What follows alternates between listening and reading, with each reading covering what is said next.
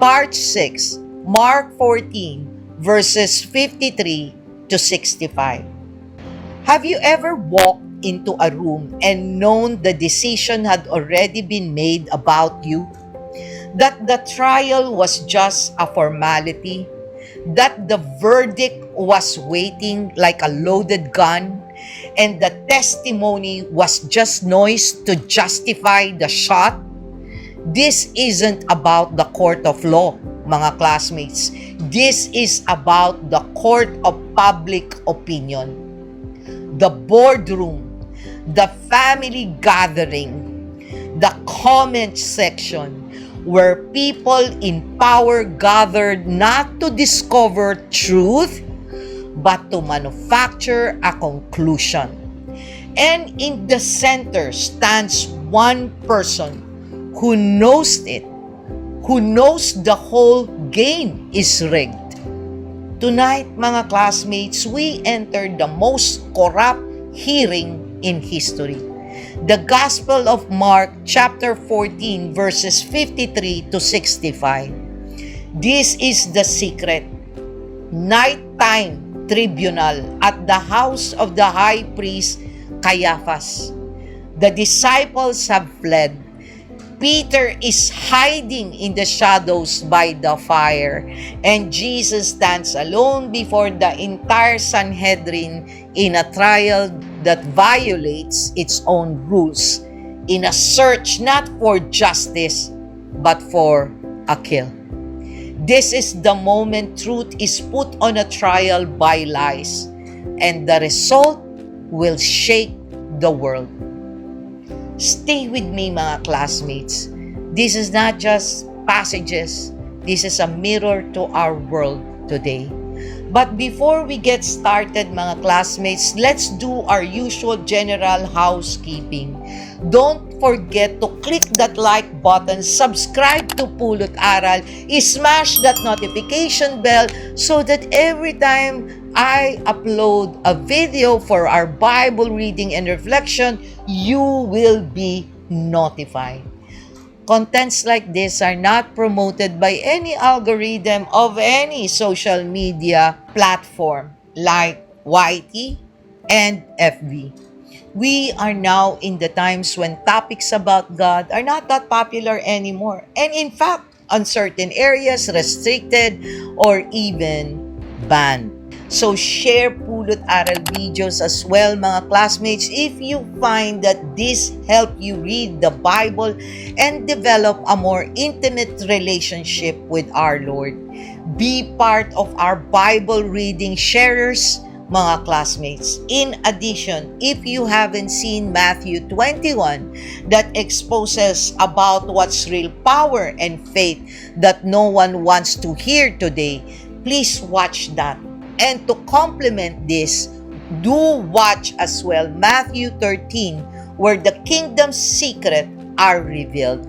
If you have not joined me on any of this Bible reading and reflection from the playlist of the Gospel of Matthew.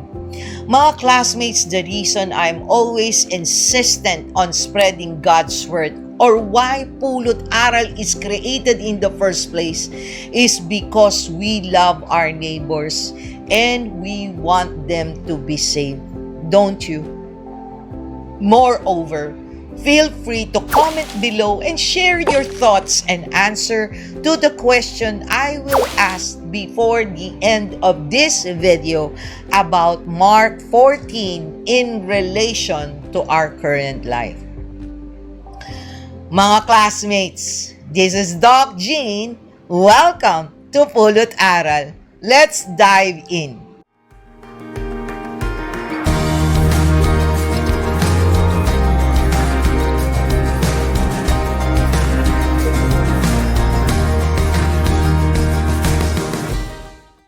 Before we start with our exciting discussion about Mark 14, let's pray and have the Holy Spirit bless us with concentration, discernment, and desire to finish reading Mark 14 all the way. Heavenly Father, you are our strength, our protector, and our truth.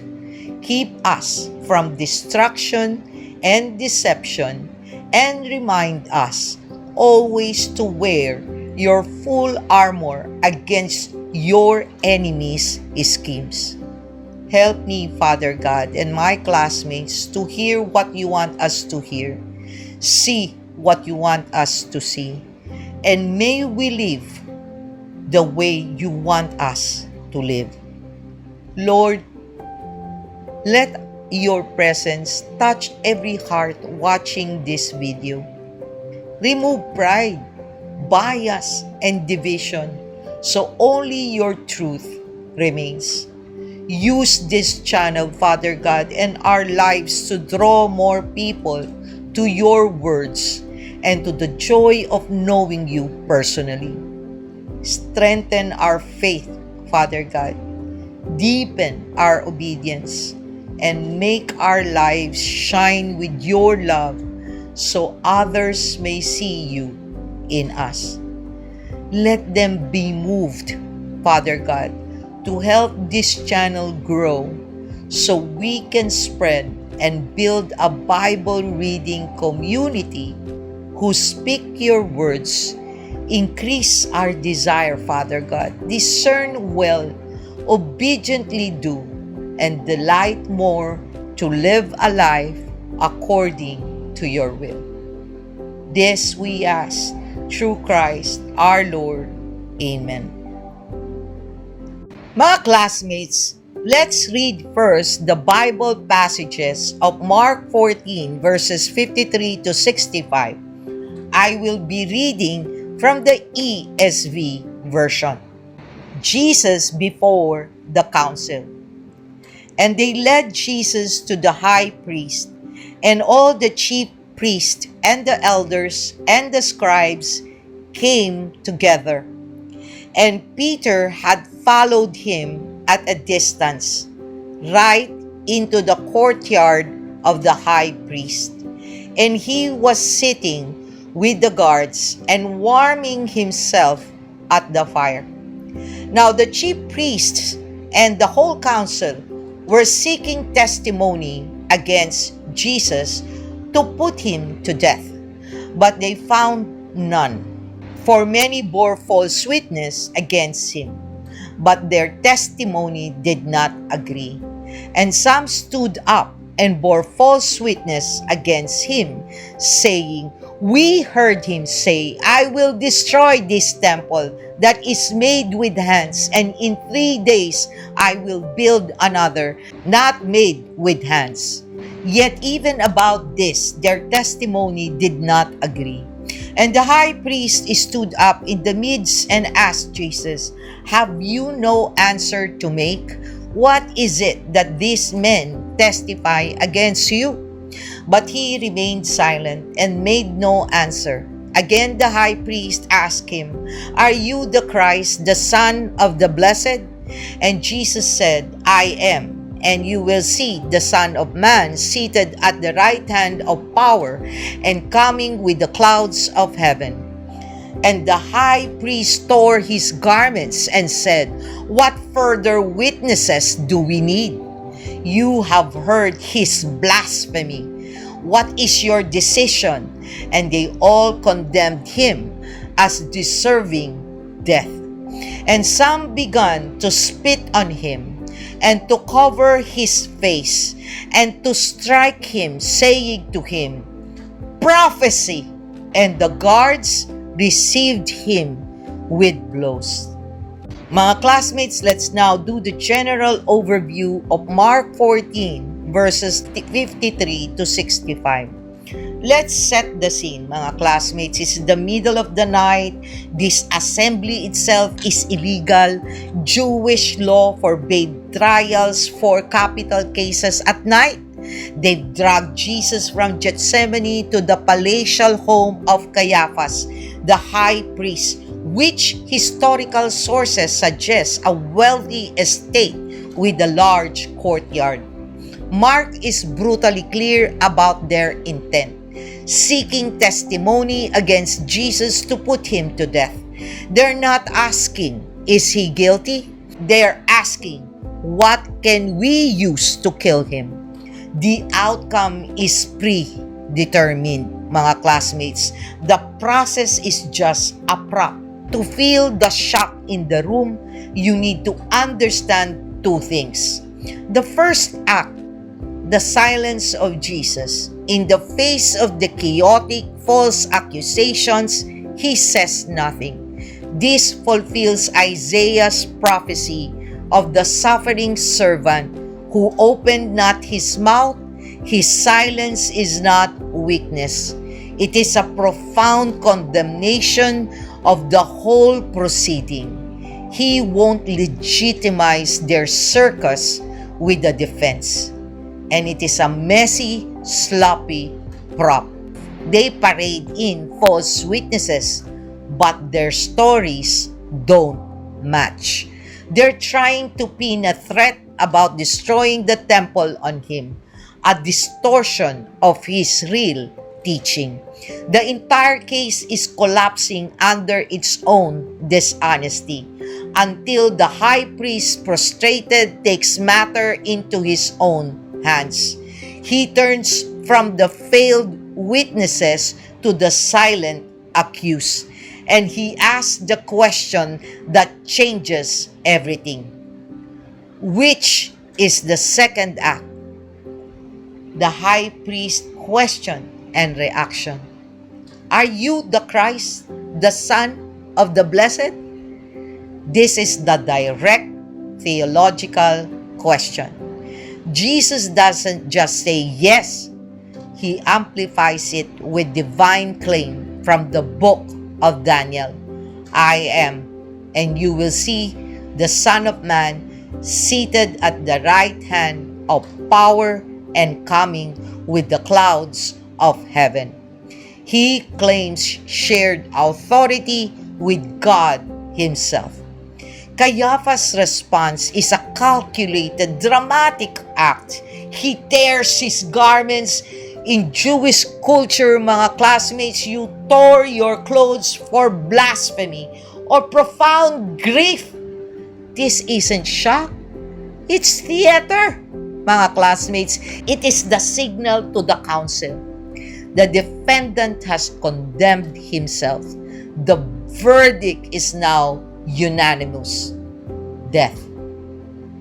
Then the mask of civility fall completely. Spitting, blindfolding, beating, and cruel mockery. Prophecy! The guardians of God's law now reveal in godless humiliation. So what do we need to see and emphasize in the important historical notes of this event, mga classmates? 1. Jewish trials were not supposed to be done at night, but this one was held secretly because the leaders feared the people. 2. The Sanhedrin was Israel's highest religious court. It consisted of chief priests, elders, and scribes. 3.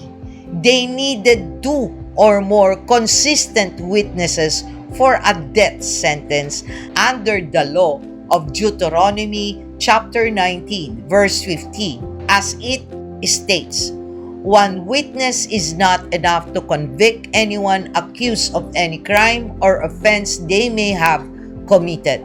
A matter must be established by the testimony of 2 or 3 witnesses." Deuteronomy 19, verse 15. But in this passage, their witnesses contradict each other. 1. The charge they eventually settle on: blasphemy. Not because Jesus lied, but because he finally tells the truth about his identity. This passage shows that the moment darkness thinks it has won, but unknowingly sets the stage for the greatest victory in history. Mga classmates, let's now do the discussion and reflection of Mark 14 verses 53 to 65. Have you ever seen a moment, mga classmates, where someone was judged not because they were wrong, but because they were becoming inconvenient to them? In this passage, the religious leaders weren't seeking truth. They were seeking justification for a decision they had already made. These are the lessons. Lesson 1. Truth may stand alone, but it never stops being truth. Even when the entire council is against Jesus, even when false witnesses fill the room, Jesus does not panic. He does not fight back. He doesn't manipulate the situation to clear his name. He simply stands in truth. Lesson 2, mga classmates. Sometimes silence is stronger as defense. Jesus remained silent, not because he was weak, but because his mission was bigger than winning an argument. Lesson 3. God's plan often looks like defeat before it becomes victory. The cross looked like a failure, mga classmates, but it was the doorway to our salvation. So, what is the current example for these passages? Let's do the example you are being tried in social media. Today, someone can be canceled after one accusation without investigation, without evidence, without hearing both sides. We all know that, mga classmates, that with one rumor on Facebook, on a post, or in a vlog, one edited video in TikTok, boom! Someone's reputation is destroyed. But Jesus shows us this truth. You are not defined by the accusations of these people, mga classmates. You are defined by what is true. God sees you even when you're misunderstood, misjudged, or unfairly attacked. God's purposes for your life cannot be canceled. So trust in Him. Okay, mga classmates? Here's your question to reflect on. If you were in Jesus' position, mga classmates, facing false accusation, public humiliation, and injustice, would you still choose truth and obedience even if it cost you everything? Comment on the comment section below. Let's have a productive and insightful discussion, mga classmates. By the way, if you have not seen Matthew 12, do include this in your watch list, okay? Thank you for joining me, mga classmates, in today's Bible reading and reflection from the Gospel of Mark 14, verses 53 to 65. Keep your faith strong and steadfast. Till next time, may God bless you all. Always stay safe and be healthy. This is Doc Jean. Bye!